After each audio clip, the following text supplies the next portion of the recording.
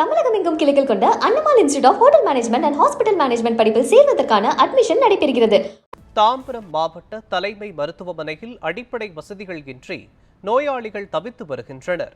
இது தொடர்பாக நமது செய்தியாளர் அப்துல் காதர் சமூக ஆர்வலர் மகேந்திர பூபதியுடன் நடத்திய கலந்துரையாடலை தற்போது பார்க்கலாம். செங்கல்பட்டு மாவட்டம் தாம்பரம் மாநகராட்சியில் புதிதாக அரசு தலைமை மருத்துவமனையானது தாம்பரம் சானிட்டோரியத்தில் கடந்த ஒரு மாதங்களுக்கு முன்பு தமிழக முதல்வர் மு.க.ஸ்டாலின் அவர்கள் கரங்களால் திறந்து வைக்கப்பட்டது.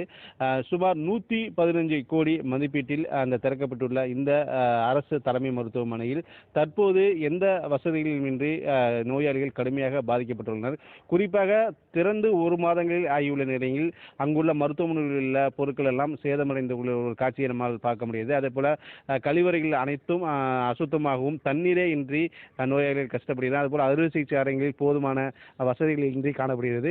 இது தொடர்பாக சமூக ஆர்வலர் மகேந்திர பூபதி அவர்களுக்கு இருக்கிறார். நம்ம இதை கேட்கலாம். சார், இந்த தொடர்ந்து ஒரு மாதங்கள் ஆயிடுச்சு, இதுக்குள்ளேயுமே ஏகப்பட்ட புகார்கள் இந்த மருத்துவமனை மீது வருது. இது எப்படி சார் பார்க்குறது?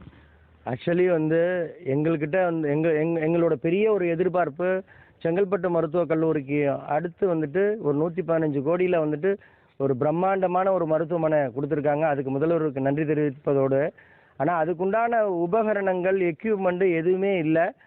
சரியானபடி முறையாக நிர்வகிக்கப்படவில்லை. ஏற்கனவே உள்ள பழைய மருத்துவமனையில் உள்ள எக்யூப்மெண்ட்டை தான் எடுத்துக்கொண்டாந்து உபயோகப்படுத்துகிறதா தெரியுது.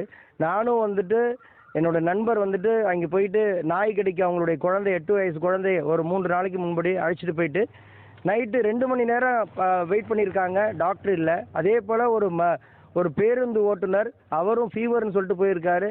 சாதாரணமாக ஒரு சளி ஜுரத்துக்கு கூட அவங்களுக்கு மாத்திரை கொடுக்கறதுக்கு உண்டான சரியான செவிலியர்கள் மற்றவங்க இதெல்லாம் இல்லை. இது என்ன கேட்டால் நிதி பற்றாக்குறைன்னு சொல்கிறாங்க. இப்போ 115 கோடிக்கு இவ்வளோ பெரிய பிரம்மாண்டமாக 7 மாடி கட்டிடம் மாளிகை மாதிரி கட்டிட்டு கிட்டத்தட்ட இப்போ 1 கோடி பேருக்கு மேலே இங்கே வசிக்கிறாங்க தாம்பரத்தை ஒட்டி. நாங்கள் இங்கேருந்து செங்கல்பட்டுக்கு போகிறதுனா 30 கிலோமீட்டர் 40 கிலோமீட்டர் தூரத்தில் போகணும். எமர்ஜென்சிக்கு இது ரொம்ப ஒரு பெரிய ஒரு அருமருந்தான் எங்களுக்கு இருக்குது. அப்படி இருக்கும் பொழுது இதுக்குண்டான அதிகப்படியான டாக்டர்ஸு, செவிலியர்ஸு, எக்யூப்மெண்ட்டு, மருத்துவ உபகரணங்கள் இதெல்லாம் கொடுக்கலாம். அப்போ இதையெல்லாம் நிர்வகிக்கின்ற மரியாதைக்குரிய சுகாதாரத்துறை அமைச்சர் அவருடைய கவனத்துக்கு இதெல்லாம் போகாதா? ஒவ்வொரு முறையும் ஊடகங்களில் சொல்லியும் ஊடகங்களுடைய வெளிச்சம் வந்ததுக்கு அப்புறம் தான் ஒவ்வொரு செய்தியும் செய்கிறதுன்றது ஒரு விளம்பரத்துக்கு செய்கிறது மாதிரிக்கே இருக்குது. இது வருத்தமான ஒரு விஷயம். எவ்வளவோ விஷயங்கள், திட்டங்கள் நிறைய அறிமுகப்படுத்துகிறாங்களே தவிர அது முறையாக மக்களுக்கு சென்றடையுதான்றது ஒரு பெரிய கேள்விக்குறி. இது ஒரு பெரிய வருத்தத்தையும் மன உளைச்சலையும் ஏற்படுத்துது. எமர்ஜென்சிக்கு ஏதாவது உடம்பு சரியில்லைன்னா ஓகே, ஆம்புலன்ஸில் போயிட்டு பக்கத்துலேயே இருக்குது, நம்ம உயிரை காப்பாற்றிக்கலான்னு நினைக்கிற ஏழை எளிய மக்களுக்கு இது ஒரு அச்சுறுத்தலாகவும் பயத்தையும் அரசு மேலே உள்ள நம்பிக்கைத்தன்மையும் குறையக்கூடியதான் இருக்குது.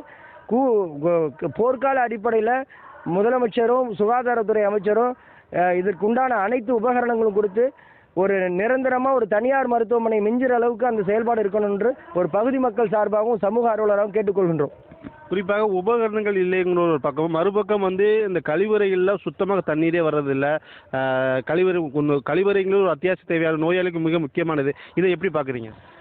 நேரடியாக நானே போயிட்டு அப்போ பார்க்கும்பொழுது பாத்ரூமில் திறந்தா தண்ணி வரல.